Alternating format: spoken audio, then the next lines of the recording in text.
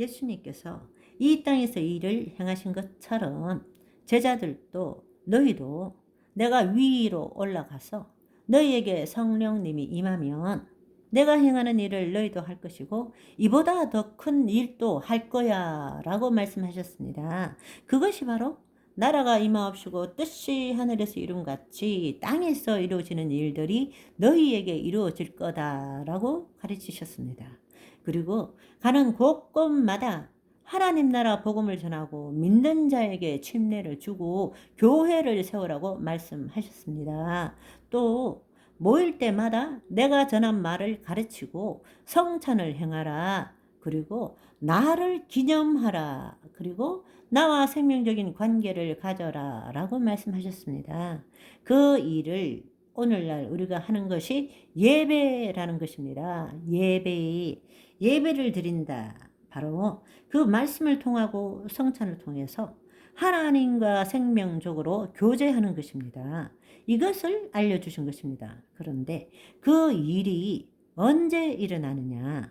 바로 그날 on that day, 이것은 그 날에는 이것은 구약에서부터 예언된 날입니다.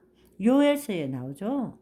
마지막 날에 내가 나의 영으로 모든 백성에게 부어주리라.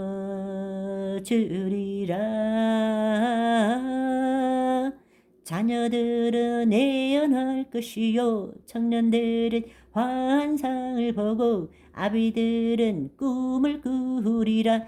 주의 영 임하면 성령이여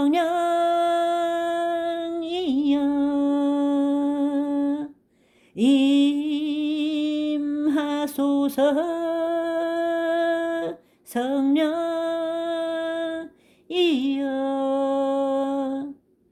우리에게 임하소서. 그 날에는 하나님의 영이 너희 안에 임할 것이고 그 날이 언제입니까? 바로 오순절날 성령 강림하신 날입니다. 아멘. 우리가 이 기독교의 복음을 생각할 때에 인간의 관점에서 본다면 모든 것이 예수 그리스도의 십자가에 초점이 맞춰져 있는 것처럼 느껴지는지는 모르지만 하나님 나라 복음적 관점에서 볼 때는 모든 것들이 그 날에 맞춰져 있다라는 것입니다. 예수님이 십자가를 지신 이유도 그날 때문이라는 것입니다.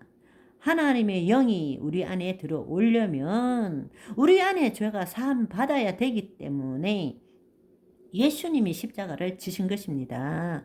아멘. 지금 이 말씀을 우리가 들음으로써 우리가 생각해 볼 필요가 몇 가지가 있는데요. 우리가 이 시간에 함께 묵상하는 시간을 가져보면 참 좋을 듯 합니다. 예수님께서 죽으시고 난 다음에 음부로 가신 일이 나에게 주는 의미가 뭘까요? 그분은 사망과 음부의 열쇠를 가지신 분입니다. 따라서 우리가 예수 그리스도를 믿을 때, 지금 예수 그리스도 안에 있을 때 우리는 사망과 음부의 권세로부터 해방받았다라는 것입니다. 그분은 사망과 음부의 열쇠를 가지신 분일 뿐만 아니라 천국 열쇠를 가지고 우리에게 주신 분이기도 하십니다. 이 반석 위에 내 교회를 세우리니 음부의 권세가 이기지 못하리라 하시고 천국 열쇠를 너희에게 준다. 음부의 권세가 이기지 못한다.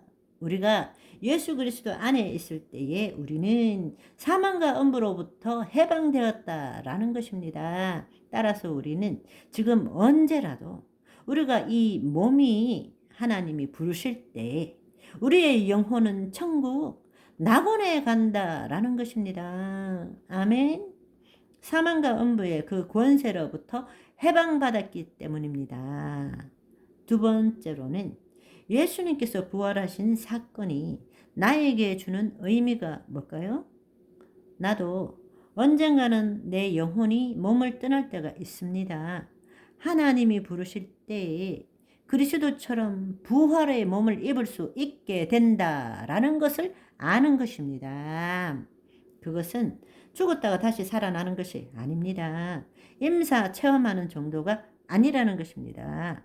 우리는 그 예수님이 구약의 기자들이 쓴 것처럼 바로 그 부활의 몸을 우리가 입게 된다라는 것입니다. 따라서 우리는 부활 신앙을 가져야 되고 우리는 부활의 소망을 가져야 한다는 것입니다.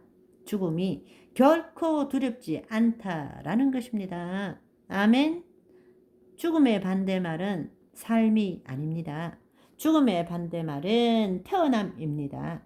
죽음은 삶의 일부분입니다. 따라서 우리 믿는 예수 그리스도 안에 있는 자에게 있어서는 사망이 두려운 것이 아니라 기쁨이 되어야 되는 것이에요. 그래야만이 천국의 삶을 살 수 있고 예수님이 재림하실 때 부활의 몸을 입을 수 있기 때문입니다.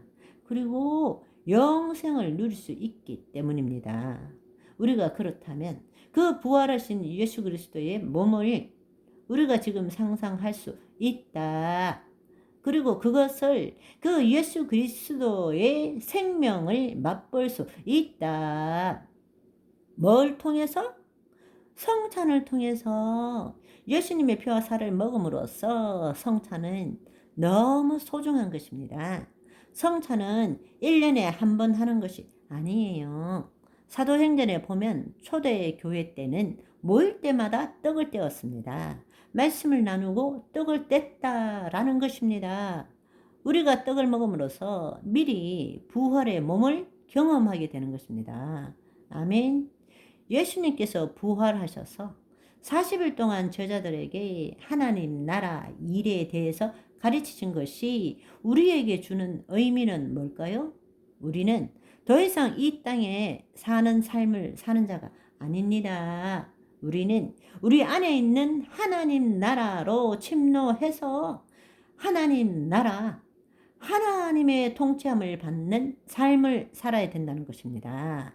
그런데 오늘날 너무나 안타까운 것은 하나님 나라로 침노하기보다는 하나님의 생명 안에서 하나님과 하나 되기보다는 나와 하나님을 분리시킨 채 내가 하나님을 경배하고 내가 예배하고 내가 찬송하는 것을 좋아하는 삶을 살고 있다는 것입니다. 그게 열심히 월화수목금토일 다니면 좋은 신앙생활 하고 있다고 착각하고 있는 거예요. 교회 나가서 열심히 신앙생활 하는 것이 나쁘다는 것이 아니라 그 동기가 뭐냐는 거예요. 정말 중요한 것은 우리는 우리 안에 있는 하나님 나라로 침노할 줄 알아야 합니다. 그 말은 우리의 혼이 더 이상 자신의 생각과 감정을 자신과 동일시 시킴으로 몸의 종노릇 하는 것에서 벗어나서 자기를 부인하고 자기 십자가를 짐으로써 그 혼이 하나님의 영 안에 거함으로써 영으로서 몸의 행실을 죽여가는 삶을 살 줄 알아야 한다는 것입니다. 아멘. 여러분이 오늘 이 시간에도 여러분의 생각과 감정이 어떻다 할지라도 그것이 실제도 아니고 진리도 아니고 나도 아니라는 사실을 깨달아야 하는 것입니다. 나는 지금 그리스도 안에 새로운 자아를 갖고 있다는 것, 누가 뭐라 해도 나는 하나님의 자녀이고 누가 뭐래도 그럼에도 불구하고 그래도 나는 하나님의 자녀라는 사실을 여러분이 붙들어야 된다는 것입니다. 아멘.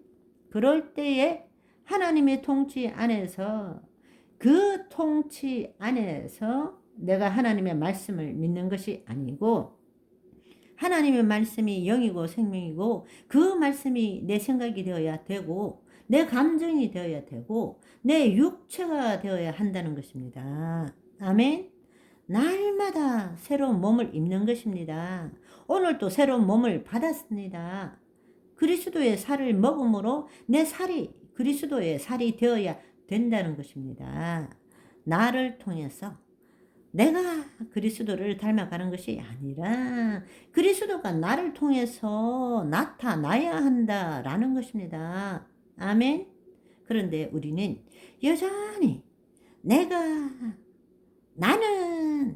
나가 내 삶의 주인이 되어서 내가 주의 말씀을 믿고 내가 열심히 신앙생활을 하고 그렇게 살아가고 있지 않습니까? 아니요.